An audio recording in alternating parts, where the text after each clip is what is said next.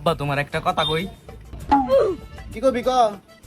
আব্বা তোমার লে একটা সুখের খবর আছে আর একটা দুঃখের খবর আছে, কও আগে কোনটা শুনবে? কি কস আবার? সারা জীবন তো সুখেই রইলাম, তাহলে দুঃখের খবরটা আগে ক। কি কবি ক? আব্বা আমি তো এসএসসি পরীক্ষা ফেল করছি। কস কি? এটা পয়সা খরচ করে তোর এর লিগে পড়ালেখা করাইতেছি না, পরীক্ষা ফেল করবার লে তোরে পড়ালেখা করাইতেছি না আমি। কি কস তুই? আব্বা রাইগো না আগে সুখের খবরটা শুনবে।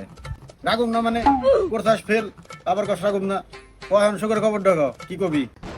তুমি না কইছিলে এসএসসি পরীক্ষা পাস করলে 2 লাখ টাকা দেখুন কিনে দিবে, ওই টাকা তো বাঁচাই দিছি। পয়সা খরচ করে তোরে পড়ালেখা করাইতেছি এই করবার লিগে 2 লাখ টাকা পাঠাবার লিগে লাখ লাখ টাকা তোর পিছনে আমি খরচ করে ফেলাইতেছি, আর 2 লাখ টাকা পাঠালে তুই ফেল করে আইছস। লু মের পুত্রে তোরে আজকে মাইরি খেলাবো।